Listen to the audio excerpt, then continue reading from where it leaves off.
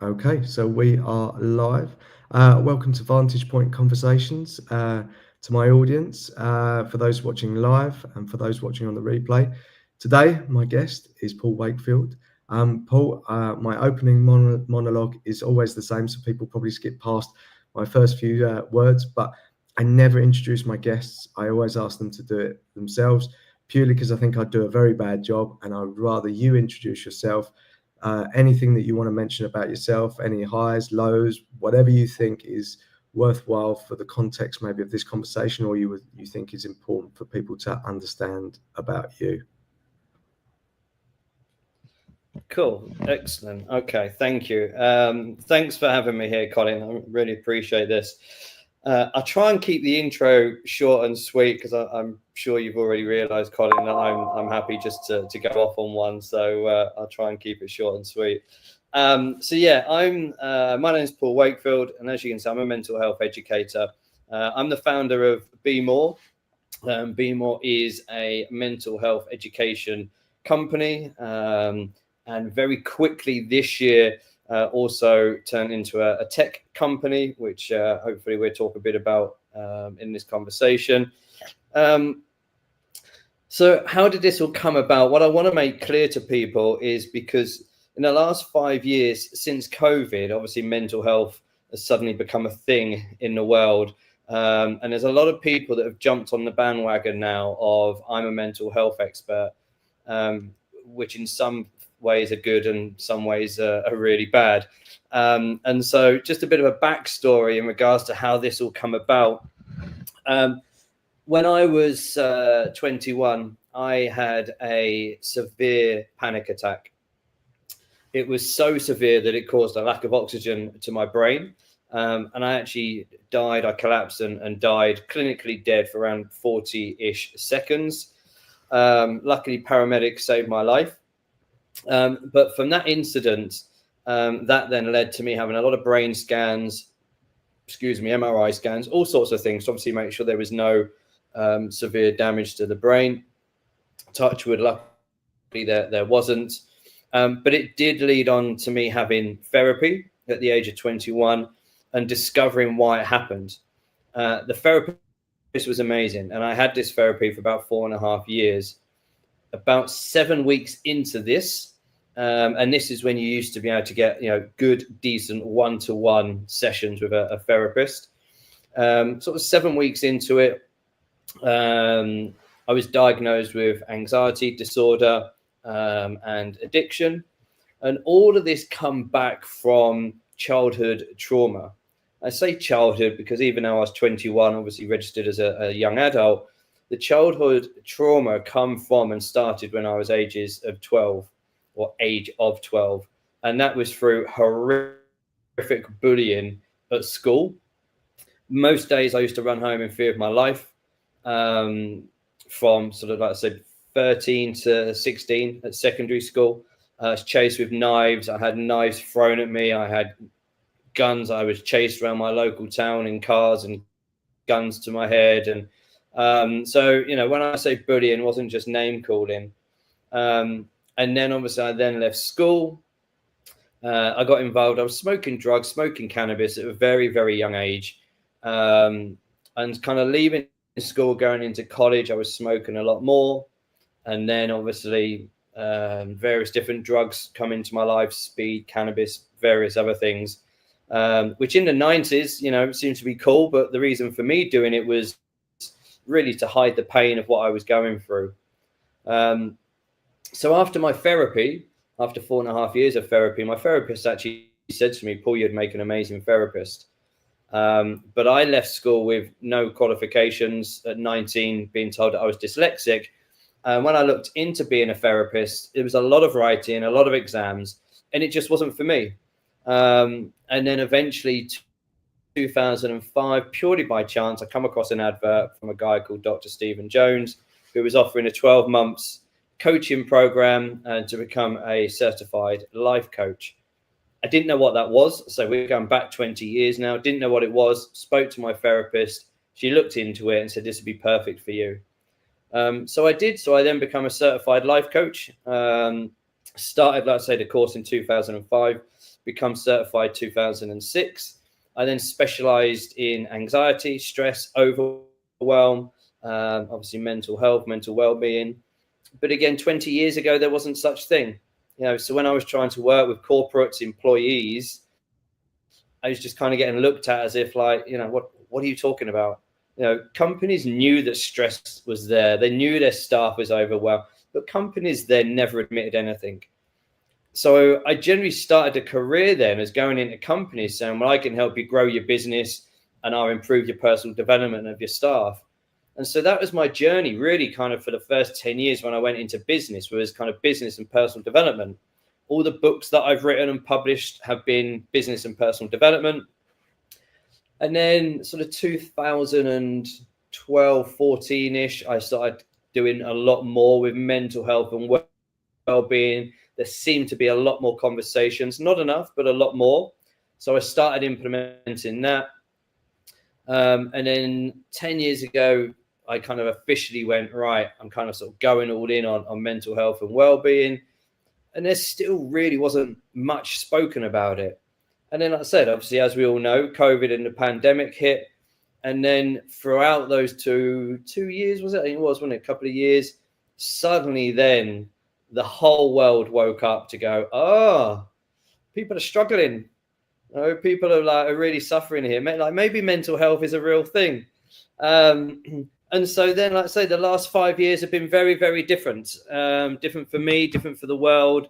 And that obviously brings us to the present date. I'm finally very proud to say, for like I say, the last 5-6 years, 100% all in on mental health. But working, like I said, as an educator.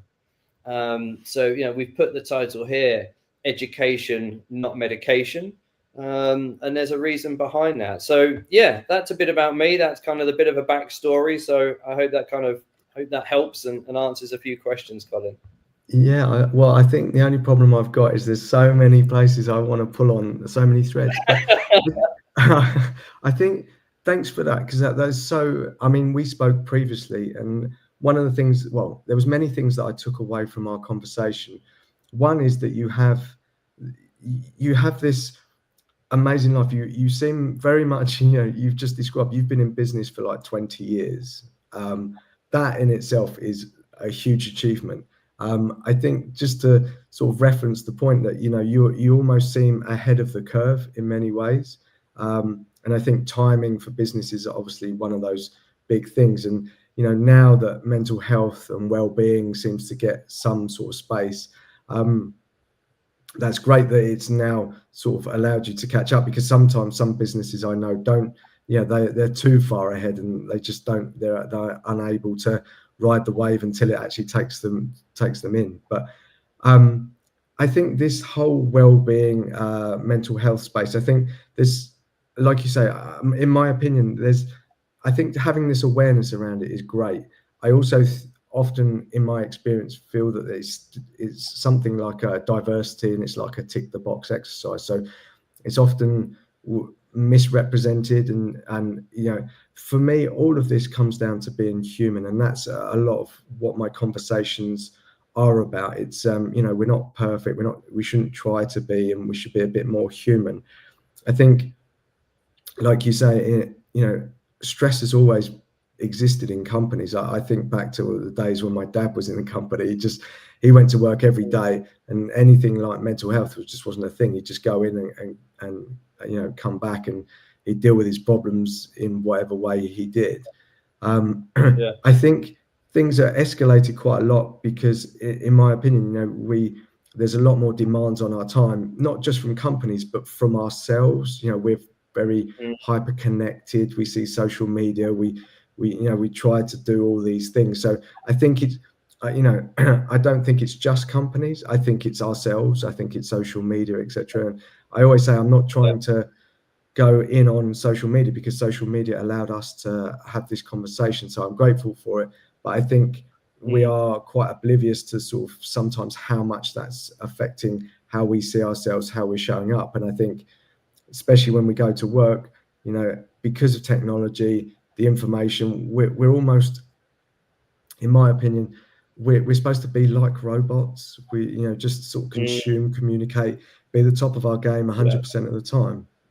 And for me, I'm only just learning that actually to understand myself, because I think there are all these pressures outside and these things, and you get caught into it. I mean, we were talking about labels and titles earlier, and this isn't something. I signed up for that years ago. I stepped away from the corporate world, but there was all these titles, and you want to sort of get up to the next ladder and the next level and all that stuff. So I think there's so many dynamics in all of this conversation, and I think having that awareness about mental health is super, super important. I think just bringing that, having that there and present in companies, whilst it might be a tick the box exercise, I think it's good because it gives a place for them to enhance and connect with people and be able to not tell your story, but to start having those dialogues, and people go, oh, okay. And if it's 1% out of 100 that listen, I think that's a great place to start. So that's my at least. I agree. And a few things you've said there in regards to kind of sort of being ahead of the time. That seems to be a sentence that has appeared in most conversations I've had in like this year, especially in the last month. And it was, and like you said, like timing is everything. And there's so much I could touch on there in regards to timing, in regards to what we're doing as a company, which I'll talk about hopefully. But yeah, one of the biggest things there is this human connection, and this is why I say education, not medication. Now, I'm not a doctor, and I would never admit and claim to be a doctor. So the reason why I say education, not medication, one, it's kind of a little bit of a mini disclaimer, because I'm never gonna say to anybody go and get medication, because I'm not legally obviously allowed to. But more so, it's because how I run my business as an educator is that I educate people based on true events, true events that happen to me. So, like my workshops, my trainings, my coachings, my books, my worksheets, my content, they're all educational, but they all come from a place of this happened to me. And once I started talking about it, I realized that it happened to other people. And so, I want to educate others on how I dealt with it.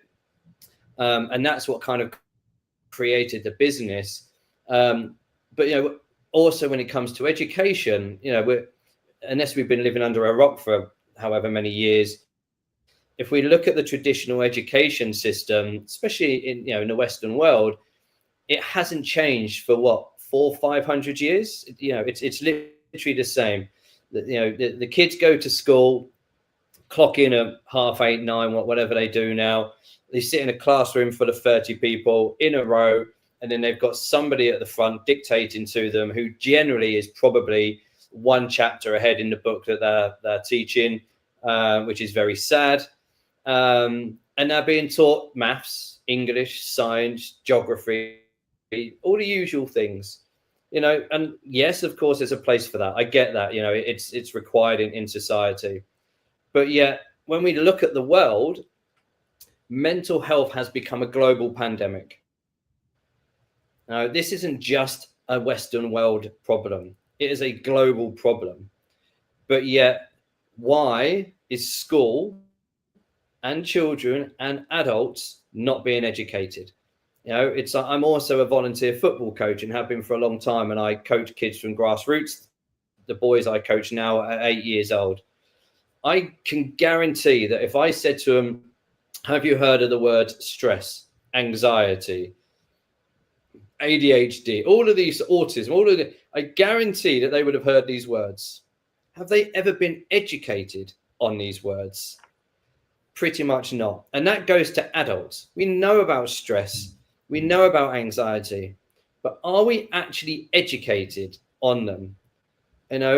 And again, for me, I look at, if we're educated, and obviously I can't guarantee any results on it. I said, I'm not a doctor. I'm not anything like that.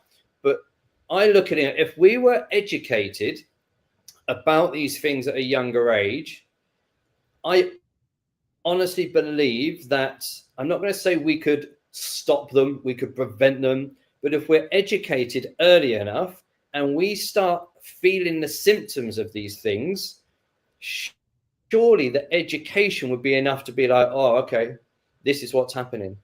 Right? Because we talk about sexual health, sexual well-being, sexual health, sexual education when I was at school was dreadful. But yet we was educated along that side of things, on the very basics. But we're still not educated on mental health. There was a couple of weeks ago, I was listening to an interview, and it was a girl, again, in her early 20s. And she was really struggling in life through loss of friends. And the loss of friends were, sadly, here in the UK, a couple of friends had been killed in a car accident, and I think one had been stabbed, sadly, which we're seeing a lot. The stabbing happened when she was at school a few years ago. And she said that, when she went and spoke to the powers to be at school and said, I'm really suffering through this, there was no support. And the reason why there was no support was because no one knew how to deal with it. The teachers, yes, you've got the safeguarding specialists these days, but the safeguarding side of things is very different to the education. She hadn't been taught how to deal with trauma. She hadn't been taught how to deal with loss, the loss of a loved one. These aren't things that just happen every now and again. These are things that happen every day in life. So it's the case of like, we need to be educating not just young people, but also adults. We look at the way now, and we look at the world where addiction is rife.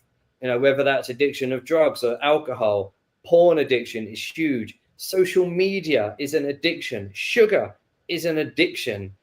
It's like, but we're getting educated. We're not getting educated enough. The system just goes, oh, have some medication. You've got depression. Have some anti tablets that's going to help you out. So I think there's a lot that needs to be done, because like you said, with your dad, same as mine. My dad's just turned 80. Worked in a factory, stress, anxiety, overwhelm. It was the norm. But he'd come home and he'd continue working in the garage and just be like, get on with it. So, it's something that I'm very passionate about. And I think, it really needs to change. Education needs to change. Yeah, it's interesting, because I think at one point when you were talking, I was like, oh yeah, if you put that education in schools, that would be great. But also, to your earlier comment, I think as adults, we're not that educated in mental health. We don't understand it. We might be able to Google something a bit quicker, but even in my own personal journey, so I went to therapy as well. I went to cognitive behavioral therapy, and CBT. I think it was the best thing I ever did. And I think, I talk about this especially around men, and it's not specifically for men, but for men, I think, there is this bravado. You've got to be manly. You can't say that, things aren't okay. And I think like the old way of doing something is, you go, oh, tell me, yeah, I'm not okay. And they go, oh, let's go and have a pint, like go and have a drink. Yeah. You go, yeah, but the pint is basically a distraction. Sorry, say that again. So that's like you said, like, let's go and have a pint is literally saying, let's go and put some drugs down our neck. Yeah, exactly. So we're avoiding it, and we don't want to talk about it because we're uncomfortable with it, and we don't really know, and we don't want our mate to cry in front of us because we don't know how to, sort of hold that space for them and be okay, because that makes us feel uncomfortable. So I think there's a hell of a lot into it. But I think ever since I've been on this platform, I've never shied away of talking about it, because I think it's actually very, very healthy. And my therapist at the time, she said, you're very brave. And I thought it was a weakness. She said, no, you're trying to discover what's going on. And and you mentioned it at the beginning. I think, so I've gone through this process of looking back over my childhood, and there was a little bit of bullying, nothing in comparison to what's obviously you've gone through, but there were impacts. There were things, just normal situations, death of grandparents and things like that. And just things that you see with a child's brain, and no one ever stops you in that moment to sort of not rationalize it, but to think about it. And you carry those things subconsciously, I believe, into adulthood. And I think yeah, there's so much that we're either not aware of, or we're avoiding talking about it because we think we're going to bring up a whole load of, trauma and stuff like that. But if we don't, it's just going to haunt us for the rest of our lives. And I think, absolutely. just to I mean, if we bring look it at adults, sorry, Colin, go on. no, go on. If we look at adults, and I've worked. I mean, I've had thousands of people attend my events, and I've worked coached with hundreds of people. And if we look at adults in regards to their concerns of what they're dealing with, and you start trying to find out what their triggers are, their triggers are all based on childhood traumas. So surely, if we were educated about those things, then maybe they might not affect us as bad when we're adults. But again, we're not educated.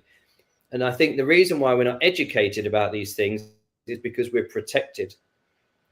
And what I mean by that is, you just mentioned now, I remember when my grandma or great grandma passed away. And I was only a teenager. I was too young to go to the funeral. They were the words that I was told. So that was it. We'll see you later. I stayed with some friends, and that was that.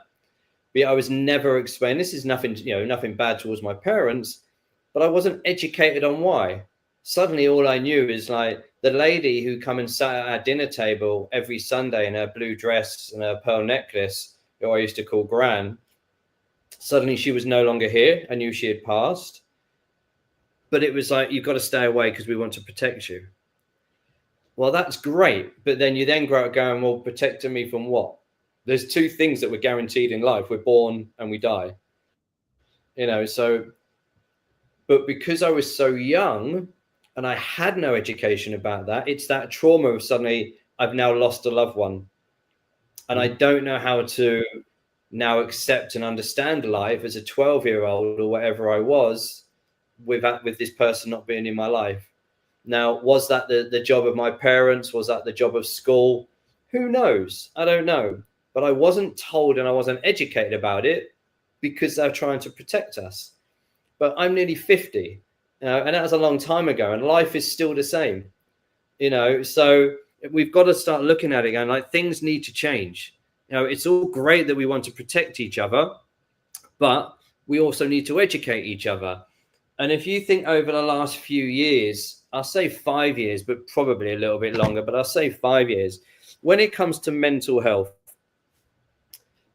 the first thing and the most common thing that we hear from the media, from society, from the powers to be is just talk. Just talk, that'll help. Well, if just talking was the answer, why has mental health become a global pandemic? The problem being is it's all fair and well saying just talk. There's the headline. The sub-headline is missing. Talk to a professional. And sadly, in the Western world, especially in the UK, they can't add that little bit because the services are broken. There are more people in the UK, and I'm going to talk obviously based around the UK because that's where I am. But as I said, this is a global problem. But there's more and more people of all ages in the UK who are sadly living with a mental health concern. Now, and again, don't quote me on these, but it doesn't take a lot to do your research. We're very lucky in the UK to have the NHS.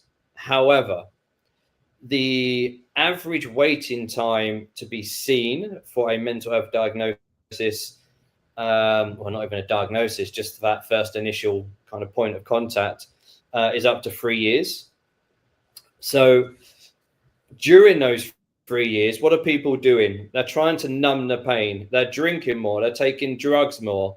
Maybe they're taking to crime. Maybe they're so bad they're sleeping on the streets. They've lost everything.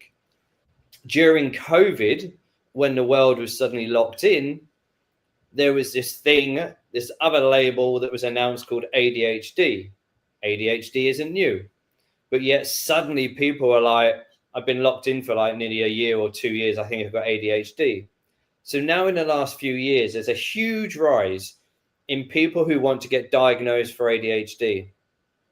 There's nearly an 8-year waiting list here in the UK to see somebody to see if you can get diagnosed for ADHD. So now suddenly, jumping on the bandwagon, there's a lot of people and companies and organizations that have created apps, you know, test for ADHD, test for this, test for this. And so it's very easy now for anybody at any age to pick up their phone, fill out a few questions, and then suddenly they're like, I've got ADHD, I've got autism. The problem with that now is because they haven't officially been medically diagnosed, they are still saying, and they've probably got some sort of report that this app has downloaded or given them. The young generation are going into school, I've got ADHD, I've got autism, I can't do this, I can't do that. And for me personally, it frustrates me because I now see it being used as an excuse. I haven't done my homework because I've got this. I'm misbehaving because I've got this. Well, the app has diagnosed them, but yet they haven't been educated. Have they actually got it? Or is it because they scored 83 out of 100 on an app? Where's the education? Oh, and unfortunately, if you go to the school, there's very little schools in the UK, and I believe globally, that has a mental health professional in there that can actually turn around and say, well, it's great that you filled this in. You know, it's really good that you're looking after yourself and you've taken the effort to do this. However, I think what we need to do is educate you about this because that might not be completely accurate. So that's not to dismiss the fact that they might have ADHD or autism or things like that. Most of the time it's accurate, but we need to be educated about it. And unfortunately, the schools don't have the resources for it. The NHS is backed up years and years and years. And I can show I had a conversation on my phone only Saturday night with a mum who sent me a message asking if I've got resources or can I reference and send an app because she wants to diagnose her son with potential ADHD. So this isn't something, this is new. That's like 2 days ago. This is still happening, you know, and the reason being is because the waiting list to get into NHS is ridiculous. So for me, this is why I'm so passionate about the education side of things. Educate, yes, talk. Please go and talk, but talk to a professional. You know, and that's part of what I'm trying to do within my company. And you know, hopefully we'll talk about one of the platforms in a bit. I'm trying to bring qualified, certified professionals together. And my mission is to make mental health support accessible to all, with no waiting lists, no huge fees, and 24/7 support. So they can come on, join one of our future platforms that we're building, and they've got instant access to a community, instant access to professionals, and people that can help them there and then. Okay, so I really want to get into those apps. There's just a couple of things along the way that I want to reference. So the first one, I think oftentimes people don't think they've got mental health challenges or there's nothing going on because there wasn't a significant trauma. So we think about abuse, we think about bullying, you know, a whole load of things. But just like we explained, you know, your example was exactly the same as mine as a child. My grandparents, they died very relatively quickly, and my uncle at the same time, and we were protected from going to the funeral. Now, if you looked at that from distance, you'd go, well, that's not any trauma, but it's a way that your brain has processed it at an important time when there's a whole load of things going on, especially teenage years, I would say.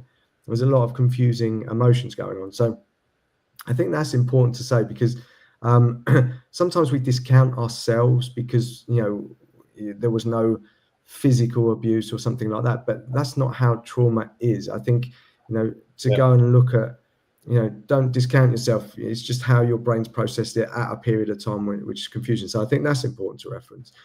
The other part as well, I think, as you said about ADHD, and it's so easy to self-diagnose. If you go on the internet, I've got a cold now and the symptoms coming up, if you want to find it, basically I'm, in stages of cancer. If you want, like you will find an illness relating to what I've got. And that, technology is great, but there's no gatekeeper of that information. And it's, and that's kind of where I was going to. And I want to reference it back to my own life because of this labels. And we talked about like titles, but labels also create excuses for things. But I know we're not just sort of saying it should excuse things, and we'll come onto your platform, etc. But when I was a child, I was told that I had very small pipes and that I couldn't breathe a lot, and kind of like asthma. And then I was told like I just had like small tubes for my ears and stuff, so I got ears blocked and I had to have operations. What I did as a child is I carried that on as an excuse of how I lived my life. Now, I'm a 47-year-old. I don't really pay attention to my age anymore. And I am the most healthiest version of myself that I've ever been, excluding the cold today. But for the longest time, I just said, I can't win that race because I've got this. And I'd labeled myself. And especially when you're told from adults that you're a certain way, you just go along with it. You don't know to question it. So I think it's really great that these things are diagnosed, etc. But also that education side, that awareness of what that means, what that doesn't mean.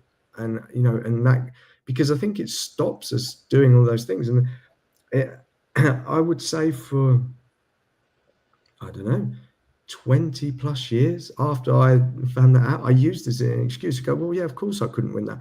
But so what changed? Yeah, my body changed at a certain point and it grew stronger and fitter and I could do those. But I still carried that version of myself in my head. And so when we come to labels, I think certainly for myself, I had to be very careful. And it's the same thing in so many different versions, not around mental health, but how we see ourselves and the labels we either are given or we put on ourselves. And so I just wanted to reference those 2 points. I don't know if any of that makes any sense for you. Absolutely. And I'm just going to drop something here that's very random, and this is for a conversation for you and me to have, mate. Are you sure we're not related? Because when I was younger, I started swimming at quite a young age. I hated the water when I was a kid. Then when I started swimming, it struggled to get me out of the water. Then I started having real bad ear problems. And I was told at a very young age that my inner ear is very small, very narrow, which is why I had ear problems. And you mentioned similar things there. And again, my body, I got rushed into hospital several years ago, thought it was appendicitis, and it wasn't. It's because my tubes inside me are very small and I couldn't digest properly. So yeah, when you said that, I was trying not to smirk. Because I was like, oh my gosh, there's so many things here that are relatable. It's quite freaky, especially when we've only known each other like a week, if that. So yeah, it's quite interesting that you said that. But it is very true because I say I'm not the biggest of guys. I'm only like height wise, I'm about 5'9". I was told 5'9.5". So I always take that extra half inch, but I'm about 5'9".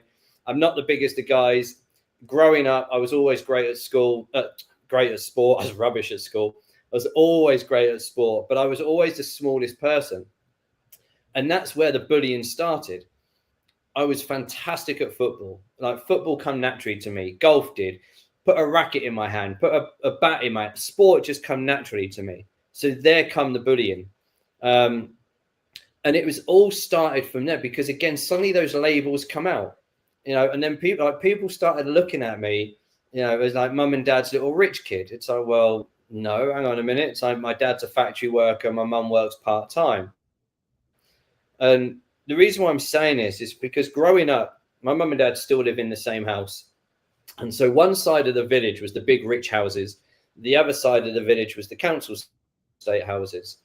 I used to play sport and I grew up with the rich kids. But yet to hang out with them, they never accepted me because I wasn't part of that area. And they were the ones who started bullying me. I then started hanging around with the kids from the council estate. They accepted me. The reason why, and obviously I only realized when I was older, the reason why why they accepted me was because at 12, I started my first job, which was a paper round. Within about 3 years of having that, I had bought 4 other paper rounds. I had the largest paper round in my area. I was earning good money. I was working at the local football club, and I was earning good money. And I'm going back, like I said, I'm nearly 50. So when I was 12, my maths is rubbish, a long time ago, but I was earning 80, 90, £100 a week back then. So suddenly the kids who I was hanging around with was looking at me as the rich kid, mum and dad's little rich kid. They ignored the fact that I had 3 jobs and I was earning money. So I then still started to struggle to fit in. So what did I do to fit in? I started obviously, selling drugs and doing things that I shouldn't have been doing, and got in with the wrong crowd because I wanted to fit in. And then it was only really at the age of 28, I moved up north to the Northumberland, north of the UK.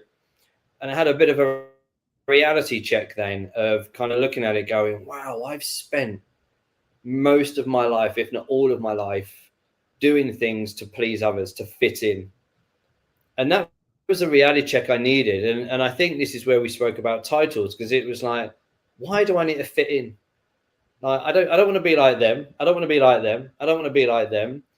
And it was at 28 when I suddenly thought, just be yourself. Like, why can't you be yourself?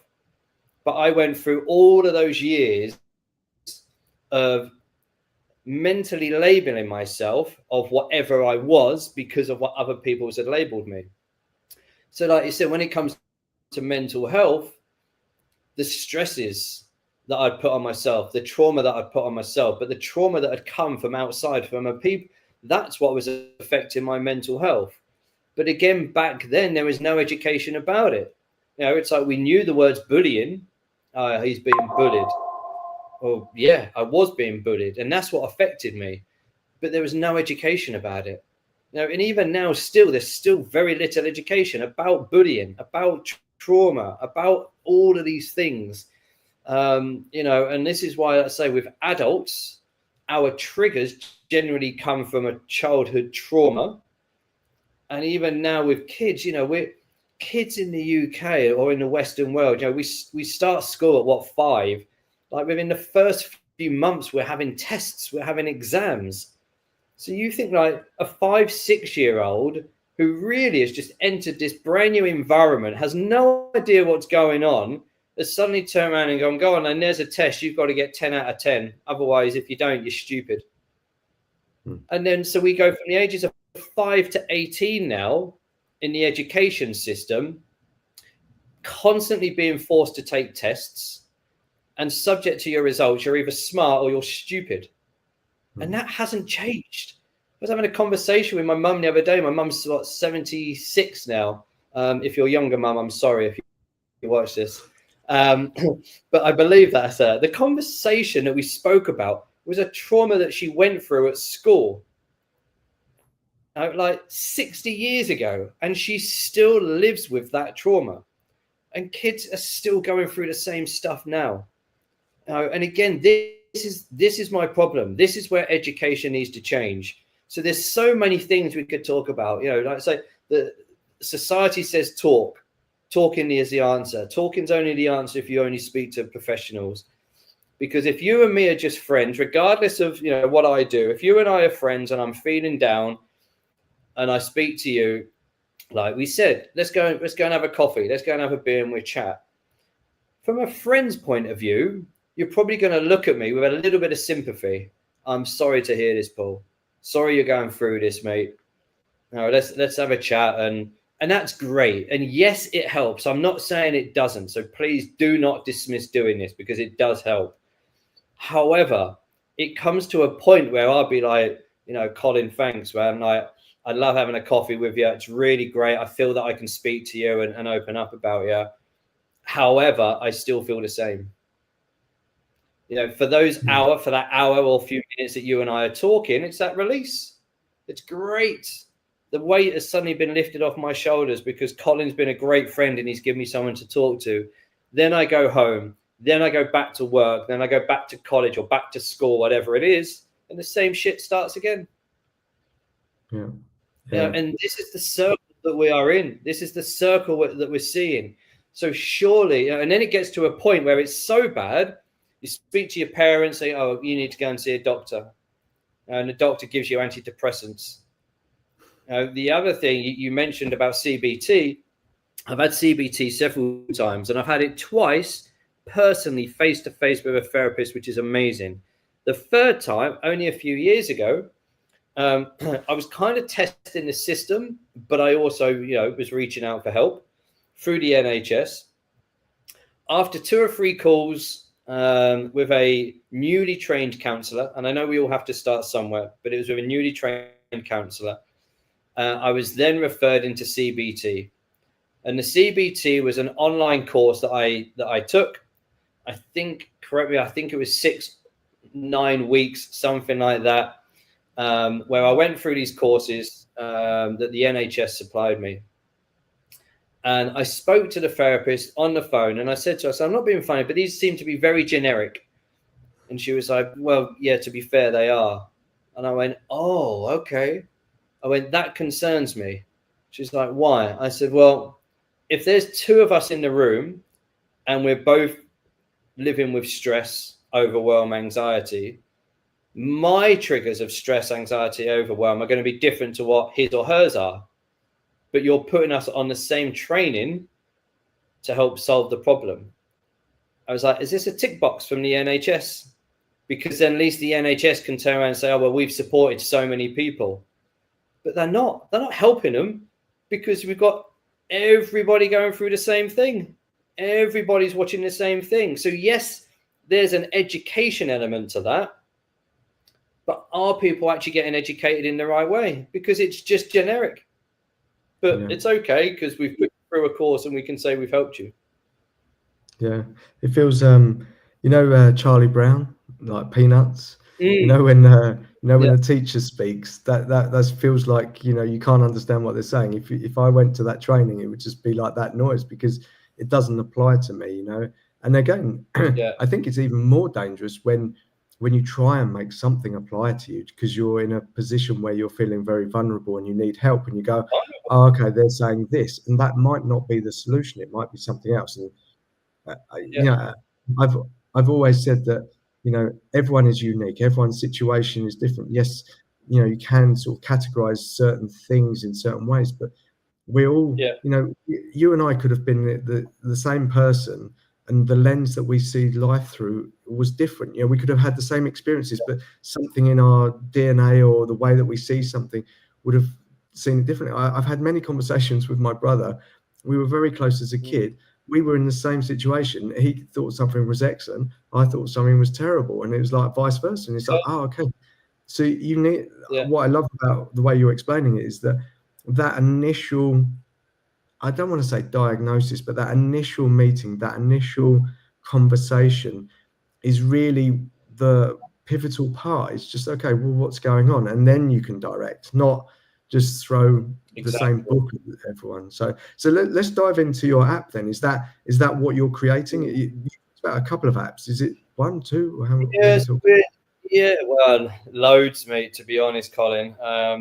This is where I'm kind of not losing a little bit of focus, but I'm getting so excited about where the business is going. So the first one, see, it's not even the first one, because we're building some already. I'm going to say the main one. So the main one, and just bear with, guys, because I don't even know if that's the right thing to say. So we're building one that's called BeMore Social. I'm going to say that. And so the reason why I want to talk about that one initially is because that comes from speaking to my audience, speaking to my clients. For the last, 15, 20 years, and we spoke about it earlier on, the majority of the world is sat on a social media platform, whatever that may be, whether that's X, LinkedIn, Facebook, Snapchat, Instagram, whatever it may be, YouTube. So social media has become a big, yes, exactly, yeah. So that social media is just the norm. It's the big part of our life now. And the big problem for this, and I'm not going to name any particular platforms because I don't want these big tech guys coming in after me just yet, is that, some of these platforms have huge negative algorithms built in, that you're seeing really bad adverts. You're going down a rabbit hole, which just leads you to all sorts of things. The bullying, the harassment, the abuse, the threats that people get on these platforms.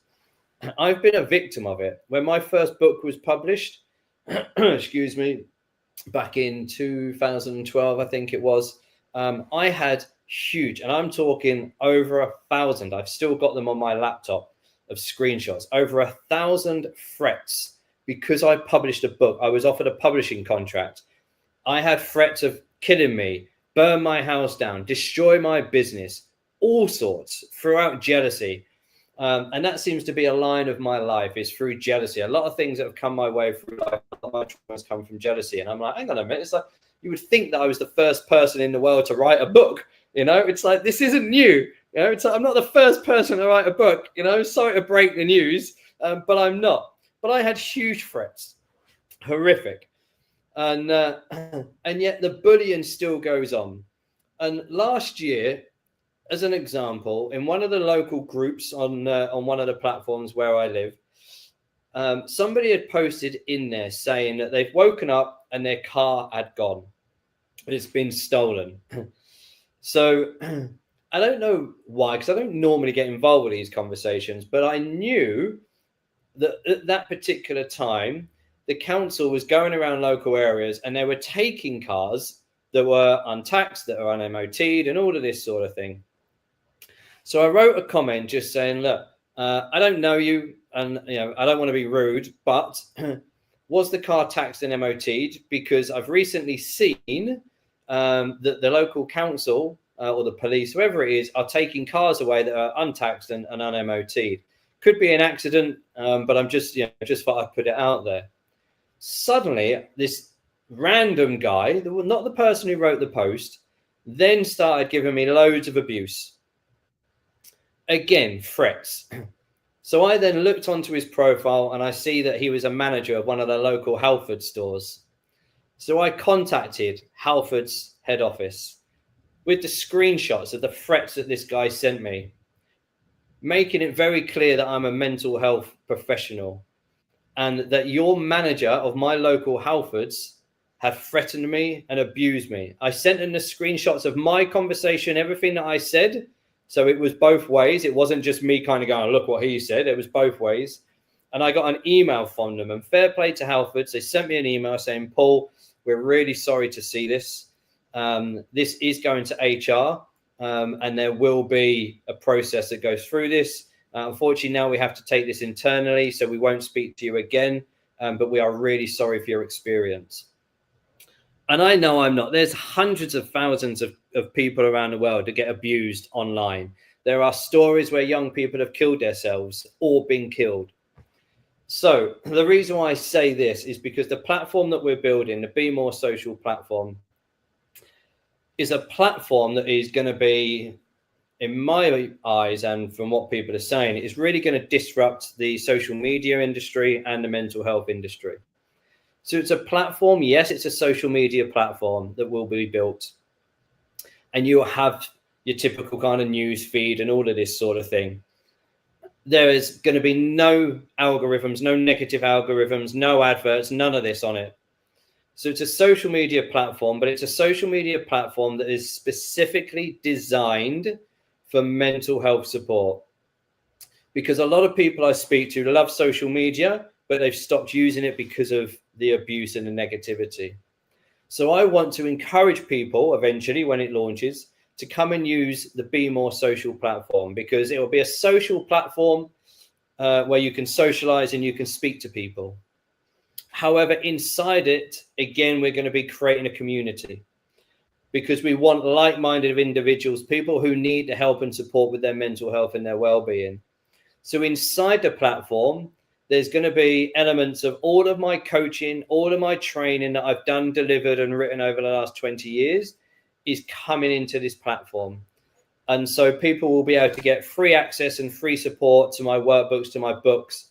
This is where we're going to be using, obviously, AI and technology, because we're taking my books and we're getting the AI to turn my books into technology based around my courses and training. So there's going to be 24/7 support there based on what I've produced over the years. Yes, there's going to be a directory eventually, and a directory of professionals. So eventually we're going to get certified counselors, therapists, coaches, maybe even doctors that will come on the platform. And so the only algorithm that's going to be on the platform will be based, and people will be able to unsubscribe from this if they don't want to do this. But the algorithm that is going to be there is that for the user who uses the platform, if they want help and support now rather than a 3 or 8 year waiting list, the algorithm will pick up, subject to what they talk about, subject to what they say, subject to what the professionals put in their directory, and the algorithm will automatically pinpoint the user to the right professional and will refer them to the professional and say, look, we've kind of seen what you're talking about, what you're mentioning. We just thought we'd let you know that, Joe Blogs here specializes in this industry. Here's his or her details. If you want to, by all means, reach out to them. They're there to speak to you and offer you any help and support. However, if you're not interested in this future, you can unsubscribe, and you don't have to. So we're trying to create something very, very different. We've already got investors that are very interested in this, and it's something that we're working on. So I've built kind of the first part of the platform, or the big part of the platform, the foundations of it, which will take between 10 and 20,000 users, which is a lot. However, like I said, my mission is to give mental health support, or give people access to mental health support from around the world. And there's millions of people. So I'm now working with a tech firm so we can build it to a bigger platform to take more users. There's a lot going into the app, which obviously I haven't spoke about for obvious reasons. But the current feedback right now is the fact that, it really could disrupt the social media world and, bring something extremely powerful to the mental health industry. So that's going to be like the core product. Again, it's about bringing the community and support together. We're building a lot more kind of sort of micro sort of web apps, again, based around my programs, based around the common stresses, or the common concerns that people live with as well. So we're really kind of going down the tech side of things. But again, even the tech that we're building is 90% built around education. And so, if somebody's feeling stressed, they'll be able to put into one of our products, apps, whatever you want to call it. I'm feeling stressed. This is how I'm feeling. Why am I feeling like this? And it will give an educational response on why you're feeling like this and what you can do about it. And again, there's disclaimers on all the products all over my website. We are not medically trained. We are not doctors. Yes, maybe in the future we bring doctors in, but I'm not medically trained.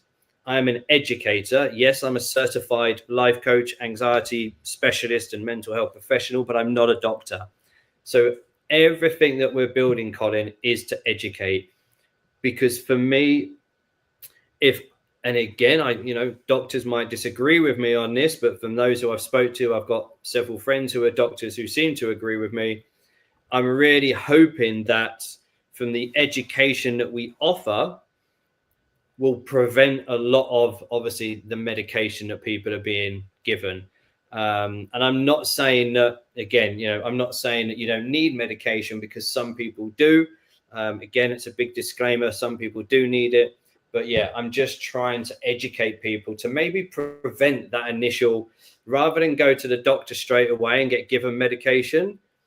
If we can prevent that process through education and support, then hopefully, again, I've done a job and I'm able to give back to society. And, that's hopefully kind of where we're going, mate. But yeah, from a tech point of view, it's really exciting what we're building. Probably too exciting, because I even said to the missus, I'm really struggling to sleep, because I'm like, oh, right, well, we can do this. And I spoke to my project manager earlier, and he's like, just hold on a minute, Paul. All right, just hold on. So yeah, because I'm so passionate about this, but I'm passionate, like I said, from an education point of view, because I didn't get the education around why I had the panic attack. What was it? And again, and this is where, counseling is great. And I recommend it to everybody if they need it and if they can access a counselor. However, what the counseling did to me, and I was young, and people also need to know that I was smoking a lot of weed and doing various other things, and I was a very immature 21-year-old when having counseling. Generally, counseling is based on, how have you got here? What were the problems in the last few years that you went through to get you here? So counseling generally looks at your past. And the big problem with that is, when we look and focus on our past, the past creates depression. If we look and focus too much into the future, that causes anxiety. And we hear it a lot now, and it comes in again a lot from, sort of the Far East world, about being present, living in the present moment. And as much as counseling is great, it doesn't do that. It doesn't really help you live in the present, doesn't help you live in the moment. And again, I'm kind of hoping from education that we can educate people to do that, because the counseling I got, when it started really diving deep about my past, like the bullying and everything else, I just carried on taking drugs, because I was trying to numb the pain. I spent most of my counseling sessions crying, or I left in tears.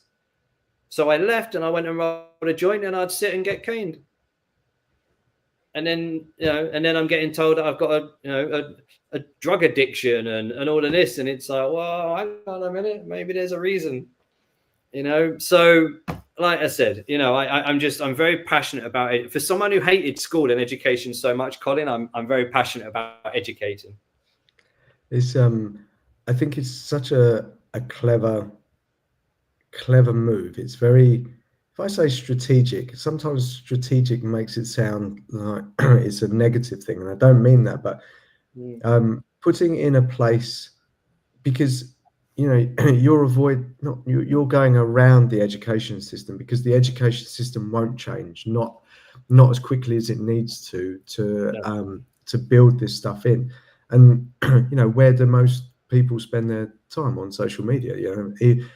Even me, I try to avoid it, but I'm on it. And so what a great place to go. And I see a lot of people very unhappy with social media anyway, but again, it's like a drug. But maybe like giving them a place where they go, oh, okay, I can do this. And there is a pop-up that sort of says, okay, you feeling this, etc. And just bringing that awareness, I think that's super smart. I mean, there's a million questions in my mind of how it would work, technical and stuff like that. And I would imagine we could sit here and you go, yeah, I think this and stuff like that. And maybe that's a conversation. If people have questions about it, then maybe we could do a round 2 or something, just do a Q&A. But I think it's such a great disruptor to social media, but also, like you say, bringing that education thing. And I wanted to point out that that part around being present, because I in my CBT journey, I spent a lot of time digging into my past, understanding triggers, etc. But they just became things almost to justify why I was the way I was. And I was looking externally to sort of say, oh, well, that's the reason, as a justification of why I did something. I went through this, my parents were amazing, but I blame my parents. I just wanted to blame anyone else but myself. And so I went through that journey. But also where I've spent most of my life was, I always thought in the future. I thought, when I have X, then I'll be Y. So when I have money, I'll be happy. Fill in the blanks, whatever you want. Prime example for exactly what I've just said. But and something happened to me a little while ago, and now I do not live in the future. The furthest I tend to go is about 2 weeks, maybe a month. Yeah. And do you know what? I'm the happiest I've ever been, because Fantastic. it really brings me back into that moment. And I go, okay, I'm not going to think about this. And you can, for someone like me, I can get very overwhelmed about that future, and I can go, no, I can have everything that I want now, but I just need to work out how to give it to myself now. And that doesn't mean give myself money all the time, or not external things, but the validation of who I am and how I feel, and I can be grateful, etc. And that and so that really resonates with me. That's something I haven't really seen, because also I've seen it in the sort of be present, and I think that can sometimes you've got to be present of every single moment, every single day, and it doesn't need to be like that. It can be lighter, it can be more enjoyable. But I think again, with social media, we think, okay, we've got to have this fancy thing to be all happy in that. No, it can be now. It can just be, okay, next weekend I'm going to do this. So what a brilliant way to not bring your traumas of your past and not think too far in the future. And I honestly, I think that's amazing. I've not seen that before, because it's all about goal setting, being the best, and all this stuff. So amazing. It is, and this is really where like the BeMore name comes from, really, because it's, you can take it how you want. Be more present, be more healthy, be more confident, be more well, but like be more whatever you want to be. Sadly, when Caroline Flack took her own life, which was very, very sad, it kind of hit me really hard. There was obviously this thing that, statement, whatever we called it, that went around, in a world where you can be anything, be kind. And I've seen that there's a makeup brand that's taken on that kind of sentence, but put their little thing on the end. Can't remember what it is. And so, I looked at it and thought, that's really good. And so I used the same. It's like, in a world where you can be anything, be more. And then ... What do you want to be more of? Be more present, be more confident, be more healthy, be more lovable, be whatever you want to do. And really, this is what we're trying to do. If we can make mental health support accessible to all, then the help, the support, the education that we're giving the community, they too can be more of what they want. What they want to be is entirely up to them. We're just the foundation, and we're supplying the tools to help them do that. Do they want to be more confident at work? Great. Our tools will help you do that. And this is where things like affirmations, so I created a program several years ago called the ResJam method.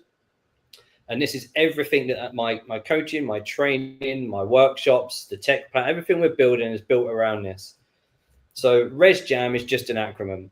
I haven't invented anything new, but it stands for routine, exercise, simplicity, journaling, affirmation, meditation. The reason why I created those are the 6 daily habits that I created in my life after therapy, that I honestly believe saved my life. So I haven't invented anything, but they worked for me. And now I educate people based around that. And again, over the years, we've heard a lot about journaling and things like that, but it's incredible, how people overcomplicate each one. So routine, when people say to me, they're stressed, they're overwhelmed, they're anxious. And I'm like, okay, cool. Describe your daily life to me. And I can guarantee that they haven't got a routine. And now what I'm not talking about here, because I see a lot on social media about all these gurus that, I get up at 5 o'clock in the morning and I do this and I do that. whatever. Now, all I'm talking about is 3 simple things. When you wake up in the morning, the majority of the world, within the first 15 minutes of waking up, they're still in bed, they get on their phone. They search through their phone, they get onto social media and all of this stuff. Before they've even got out of bed, they're stressed, they're overwhelmed, they're anxious. Then they've got to go and do the commute to work. So when I talk about routine, the first thing to do, don't pick this damn thing up for the first 15 minutes of the day, because that first 15 minutes of your day is going to dictate the rest of your day. If you use that for an alarm, stop it and go and get another alarm clock. Your alarm goes off. You get out of bed, you have a drink of water, you brush your teeth. There's your first routine. There's part of it. Then you get up and you do simple stretches. If you live in a house with stairs, do 7 minutes of step-ups. Something, whatever it is, something like. So 3 simple little steps. Go downstairs and journal. So when I look at that, routine is crucial. Now, exercise. When we look at exercise, most people overcomplicate exercise. Or, I can't afford to go to the gym. I don't like going to the gym. What have you got to go to the gym for? Can you not do 7 minutes of like stretches, sit up, whatever it? Just get that blood racing. Dance for 7 minutes, for 10 minutes, for 15 minutes. Yeah, simplicity. Most people's life is so complicated, it is ridiculous. How can we simplify your life? And then, like I say, journaling. People are so stressed, overwhelmed, anxious because they've got so much information going in their head. People tell, I can't journal, I'm not a writer. I'm not asking you to be a writer. I'm asking you to brain dump what's in here. Brain dump every single day from Monday to Sunday what's in here. Then on a Sunday, look back at what you've written. Is there 2 or 3 things that have appeared every single day that have triggered you, upset you, whatever it is? If so, there's your number 1 thing that you need to work on. Then work on that. Affirmations. We live in a world, especially in the UK, if you're seen as being confident, you're not confident, you're being seen as arrogant. And that's really, really sad. So it's very easy in the Western world to not speak up, to not show any confidence because you don't want to be looked at and labeled as arrogant. You're not arrogant, you're confident. But by not showing your confidence, you're going within, which then causes more upset internally. More stress, more overwhelm, more anxiety. Affirmations can really help you with confidence. I deserve to be this. I am great at this. When I was getting bullied at school, I didn't know what affirmations were. And it's only when I started having therapy and I used to say, oh, yeah, it's like they used to call, I was quite, acne when I was a kid. And I used to say, but like, I'm a good looking guy and I'm handsome and I'm this and, and eventually after years and years of saying it, I started to believe it. It was then when my therapist was like, oh, so you obviously love affirmations. I was like, what? She's like, affirmation. I was like, I don't know what you're on about. And so I know damn well, and people might go, what? Affirmations generally change my life. And I have my journal up there and I still have affirmations that I do every single day. And then meditation. People are saying, Paul, I can't meditate. Why can't you meditate? Oh, that's too difficult. Well, it's difficult to sit still and do nothing. If you can't sit still and do nothing for 3 minutes, then there's a concern. You and me need to talk. So then I say to people, right, what I want you to do, because instantly when people think of meditation, oh yeah, I've got to sit on the floor, cross my legs, and sit there for 90 minutes. No, you haven't. Just sit there for 5 minutes. Put your phone on timer for 5 minutes. Put it one side of the room. Sit there. Try and stay still. Focus on your heartbeat. And do nothing for 5 minutes. And that's a simple exercise I do in my workshops. And I can generally tell because within seconds, people are sat fidgeting. Like the eyes are kind of like one open and seeing who's doing what. And it's like, okay, well, you really need to learn to do this. People overcomplicate all of those. They are 6 simple daily habits that will completely transform your life.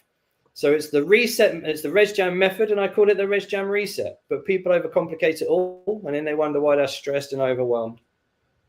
Yeah, it's yeah, I think people want this perfectionist type, like you say in your example of meditation. They go, I've got to sit on the side of a mountain and meditate for 90 minutes. Well, no, but I think with all of these things, it's people say I haven't got time, but the reality is you have. Even if you've got kids or something like that, you can find 3 minutes to do this thing. And one of the things that I'm a big advocate of is just start small. Just start the smallest you can. If it's not 3 minutes, it's a minute.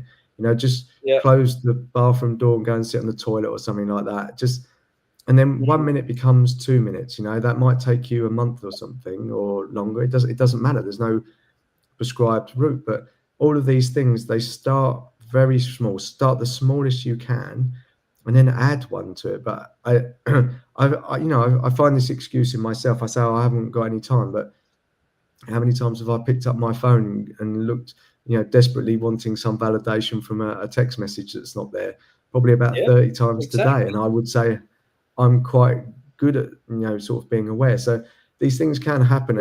And again, just for those people that struggle with it, just start one small thing, because one small thing does snowball eventually, and if you are feeling overwhelmed, fine, just start the smallest, take the smallest one, the easiest one. And journaling, etc. I've done journaling before, and just find the way that works for you. So but how do people know about this? They're only going to know about it through education. Yeah. I think and that's education is crucial. Yeah, it's strange, because I think once you're in that world, you know that these things exist. But then when you actually speak to people that are outside the world, outside of that world, you realize that people don't know as much. And you thought, I thought everyone knew that. And so, Exactly. it's quite surprising. So, I think, it's amazing. I think just having that education, just that awareness, and I've always said this, awareness is the first key to something else. I know Tony Robbins says like decision, etc. But I think if you're aware of what's going on, sometimes you can be aware of yourself. Sometimes you can have someone else help you be aware. But that then allows you to go. It's like, oh, okay, I'm putting on weight. Okay, but you're snack eating. Am I? Like you do a lot of things unconsciously. And I think if you can bring some awareness, and that also comes back to being present, right? What you're actually doing, what you think you're doing and reality are often two different things, So, absolutely. But absolutely. We're educated about physical health. Why aren't we educated about mental health? And I know we haven't touched on it, but I'm conscious of it at the time. But that's partly why, I started calling it Mind Health. I don't know whether that will catch on. I honestly don't know. But the reason why I started using Mind Health is because, working with so many people, they sort of come to me when it was so deep into a personal situation. And the first question I always say is, why haven't you reached out for help sooner? Not just for me, for anybody. And it's like, I don't want to speak to anyone. I don't want to admit that I've got mental problems. And again, that it really upsets me. And this is where, and maybe we could finish it on this. I don't know, man. I'm conscious of time. Sorry, guys. This is where the media and everything now is really concerning me, is because, again, here in the Western world, in Europe, we are seeing, I'm not going political here, it's not my stance, but we are seeing so many things happening in the world, through stabbings and various different things, crime and all of this sort of thing. And instantly the headline is bad mental health. He or she has got poor mental health. And it seems now where we've gone from, like I said, I'm 48. In the last, the first 40-ish years of my life, mental health was never really spoken about. And now suddenly in the last 5 to 8 years, mental health has become a thing. So it's like, okay, well, let's just blame it on mental health.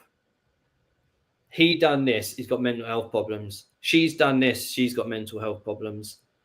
And so now it's gone to the point where, like, people didn't want to speak about mental health because they didn't want to be labeled anyway. And now it's like, if there is anything, like, you know, we're labeling some of these people that are causing some of the biggest crimes in the world. The instant headline is mental health. So it's like, what? So if I admit I've got problems with my mental health, does that mean that I'm going to go and kill someone, or I'm going to go and do, like, no? So now it's gone the other way. People are, I'm definitely not speaking about this. But then the headline is just talk. Yeah. Many conflicting. If you wanted it to be, you know what I mean? So, and this is, for me, Colin, this is where education is so important. So important, man. Yeah, I think, you know, let's just wrap it up on that word labels. And I think that really ties it in nicely, because, you know, mental health, you know, when I thought I had problems, I did, and that's fine. We don't understand our brains. We don't understand what's going on. And the reason I didn't want to talk about it initially is because you thought, oh, okay, I was going to be in a straitjacket, and there's all these negative connotations. So I think relabeling these things like mind health is great. You know, we work out our bodies. Why don't we work out our minds or understand what's going on there? Exactly. And I think that would ease a lot of the burden, you know, and you know, and take that negative stigma away from it. It's the same as I've said about therapy before. Therapy makes it sound like you can't handle the world, but, you know, it's actually a self-discovery thing. And once you can get past that, but the problem is you see therapy as, all, hang on, no, I'm not going to open that door. It's you know, so exactly. I think what's wrong with him? What's wrong with her? They're having therapy. But yet nobody ever looked at Tiger Woods. I went, oh my God, he's dreadful. He's got a coach who supports him to make him, you know, the world's best golfer. That was fine. There was never a problem with that. You know what I mean? But as soon as you say, like, you know, I've got a life coach, or, you know, I see a therapist, it's like, oh gosh, what's wrong with you? Honestly, man, goes back to labels, mate. Goes back to labels. Yeah. I think let's say for today, I think that's a perfect place to end. I think, you know, people hopefully get to watch this. We'll have a load of questions. Where is the best place to find you? So I found you on LinkedIn, but is there a better place to find you? Yeah, well, I'm all over, mate. Yeah, I mean, they can go to the blog, which is just BeMore.blog. So literally the word, yeah, I've just put the two words together. So BeMore.blog. And there's my services on there, and then you can link to all of my socials on there: Instagram, LinkedIn, my YouTube. I've started to do a weekly vlog, which is published every Sunday, where I'm talking about, you know, growing the tech side of things. But yeah, I'm on Instagram and all of the others. So BeMore.blog, and they'll be able to find information on there and reach out to me anytime. Brilliant. I'll put that on the repost on LinkedIn so people can find you as well. So is there anything that you want from the audience? I mean, obviously we talked a lot about education, but are you looking for investors, tech people, or you've got all that sorted out? Anything that you want from the audience? Yeah, we are looking for investors. So I have got a pitch deck. We're currently working on a new pitch deck that is specifically designed for the BeMore social platform. I have got a pitch deck that I'm sending out to investors that covers kind of the whole company.